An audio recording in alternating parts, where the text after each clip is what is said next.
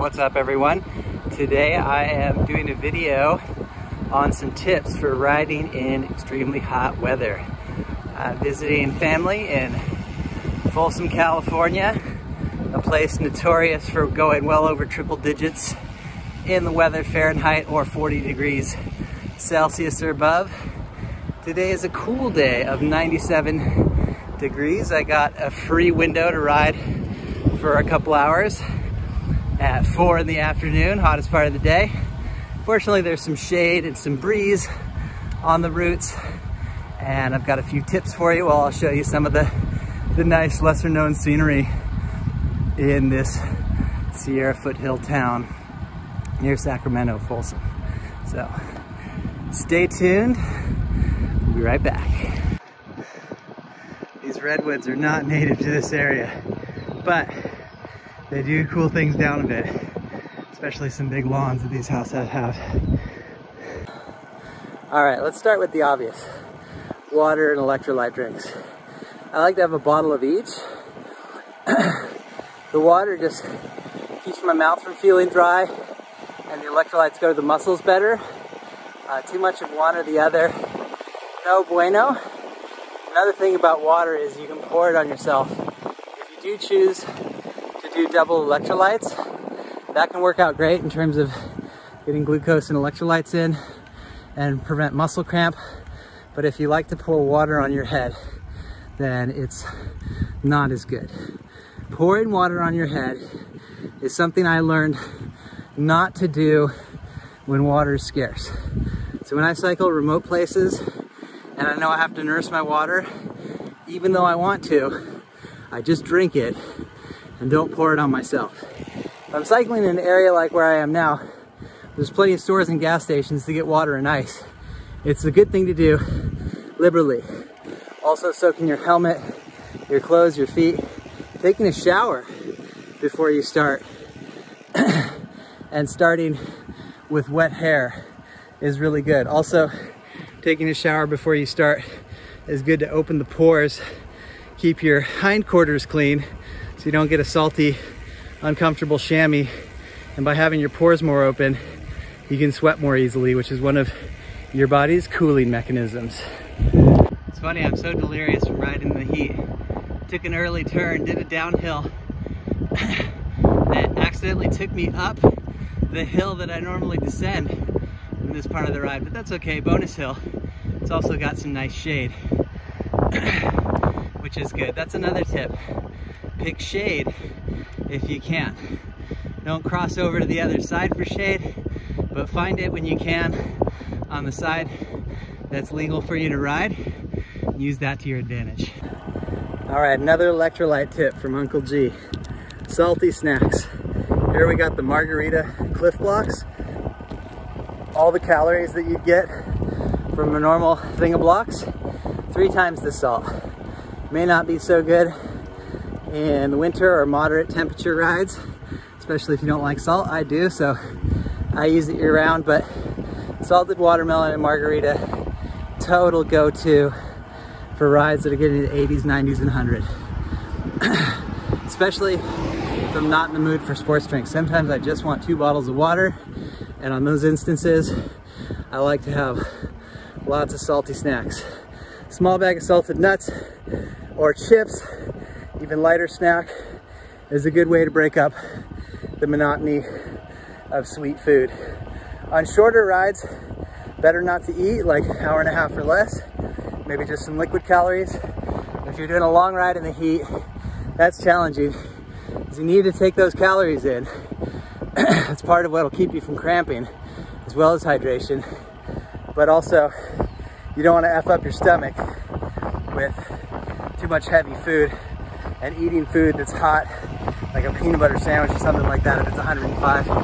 Not nearly going to be as refreshing as some watermelon or some blocks or any number of things that won't feel like tar in your mouth.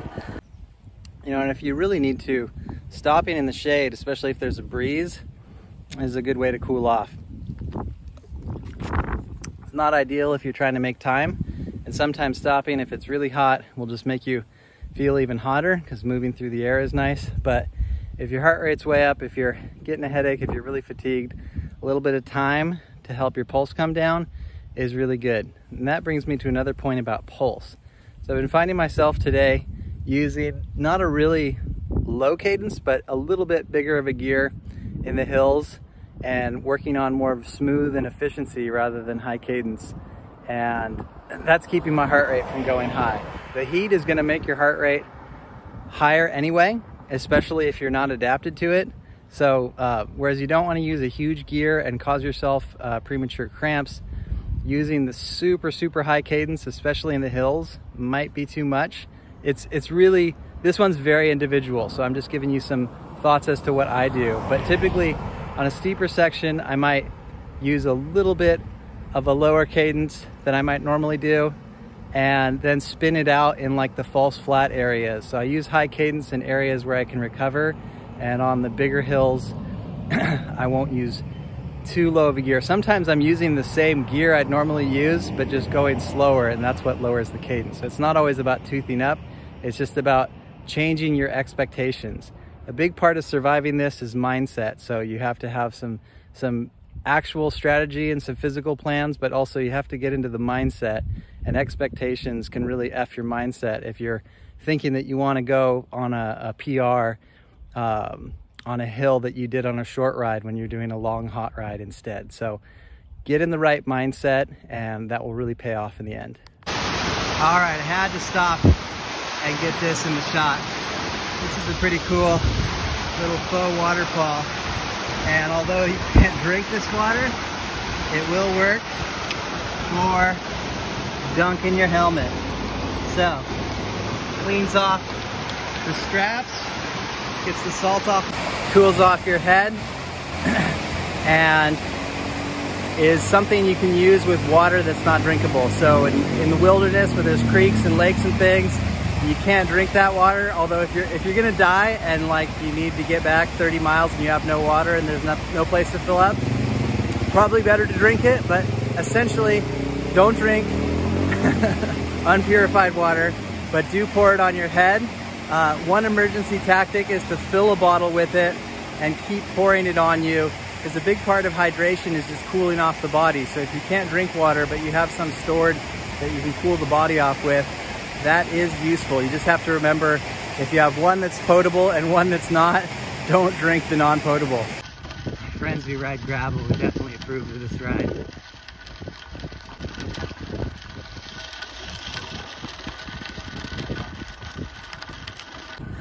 All right, what else do we got here?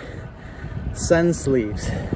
Today I'm not wearing them because there's a little bit of overcast, but if the sun is baking down on you, having your skin exposed actually can feel even hotter. So they got a whole new line of long sleeve jerseys that are really thin, and these products called sun sleeves that are supposed to have this reflective quality, and they're very light.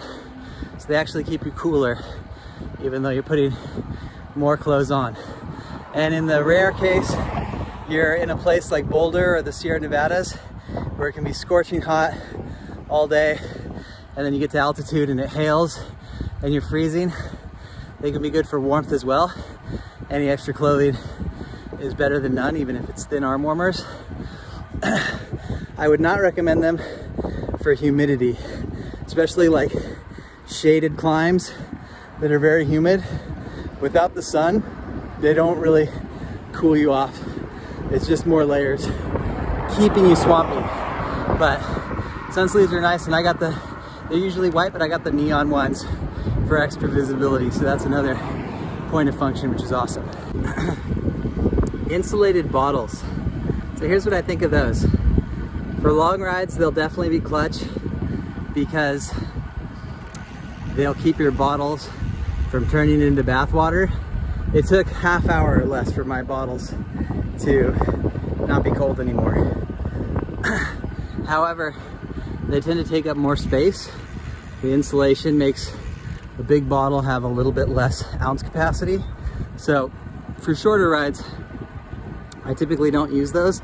If you can fill up as much as you want, like lots of restaurants, gas stations, water fountains, Insulated bottles are good.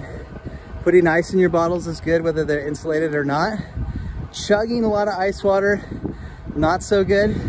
Sipping it slowly works great. Pouring it on your head works great. And also, if your water's super cold and it's really hot, all you have to do is sip it slowly, wait a little while.